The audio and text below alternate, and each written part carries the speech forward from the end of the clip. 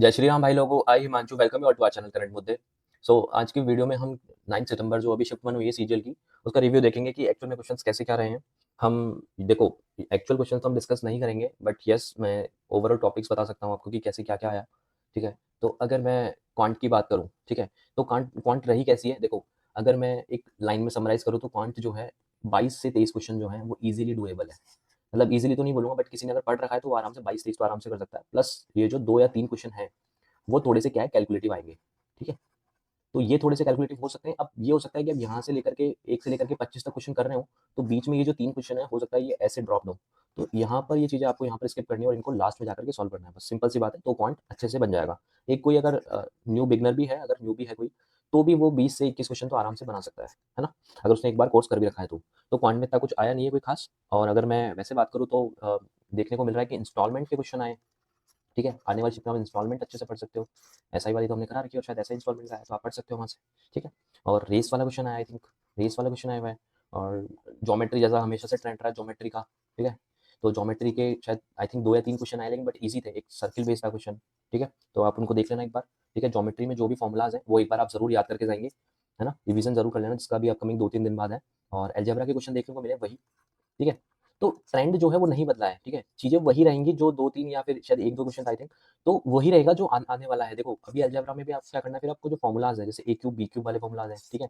और ए cube plus B cube और ए plus B का होल क्यूब, ठीक है? ये सब फ़ॉर्मूलाज़ याद करने हैं आपको। एक तो एक्स प्लस 1 बाई एक्स बराबर वाले ये फ़ॉर्मूला है, जो 5 वाली टर्म आती है, 7 वाली आती है, ये ज़रूर याद करके जाना है, ठीक है? आने वाली शिफ्ट में।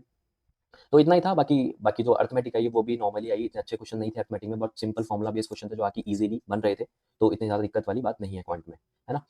तो देखिए, रीजनिंग की बात करते हैं। रीजनिंग में हमारे पास क्या आया है? देखो, हमारे पास क्लॉक का कोई क्वेश्चन नहीं मिला है पहली चीज़ तो, ठीक है? कैलेंडर हमारे पास कोई क्वेश्चन नहीं मिला है, ठीक है? कैलेंडर का कोई क्वेश्चन नहीं मिला है हमें। और हमारे पास सिलोज़ियम के क्वेश्चन मिले हैं, ठीक है?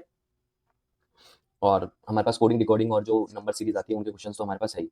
तो ओवरऑल अगर देखा जाए तो जो रीजनिंग है उसको अगर समराइज़ करूँ तो पीवाईक्यू बेस्ड है, आराम से कोई भी अगर होगा ना नॉर्मल, तो वो 24-25 क्वेश्चन तो आराम से करेगा, इवन 24 तो करेगा ही करेगा। और कोई प्रेशर भी होगा तो वो 23 तो करेगा ही करेगा यार, इतना तो मैं एक्सपेक्ट करता हूँ कि वो कर ही लेगा 23 तो, ठीक है?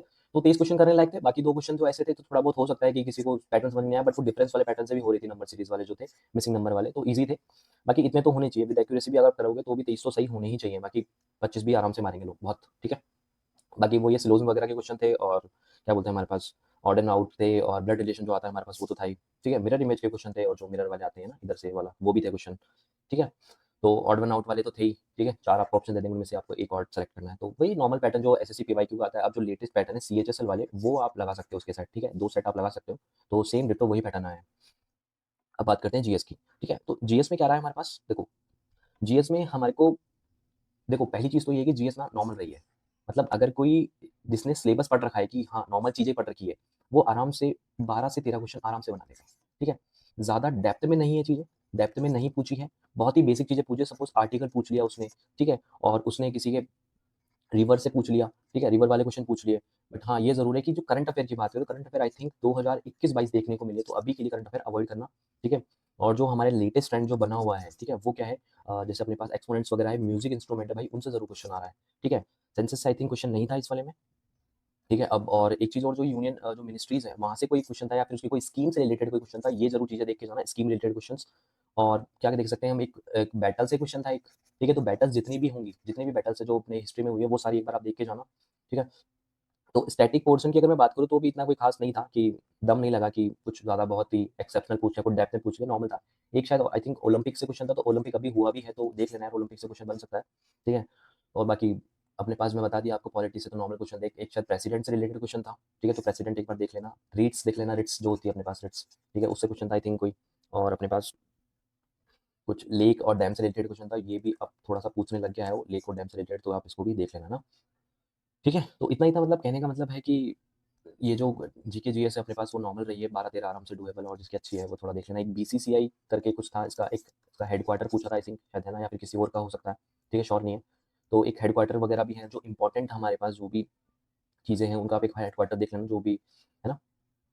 अलग-अलग मंत्रालय वगैरह, जैसे वो तो दिल्ली में ही है, बट जो भी आपको देखने को मिलेंगे अलग-अलग, है ना? उनके हेडक्वार्टर कहाँ-कहाँ पर है, जैसे बैंक्स वगैरह हुए, वो कहाँ पर है उनके हेडक्वार्टर्स, वो एक बार वो भी देख लेना, ठीक है? और इसके बाद हम देखते हैं इंग्लिश। देखो, इंग्लिश ना हमेशा से एक फिक्स पैटर्न रहा है इंग्लिश का, वो कभी भी पैटर्न चेंज नहीं करता है, ऑलवेज़ वो पीवाईक्यू बेस्ड पे जाता है।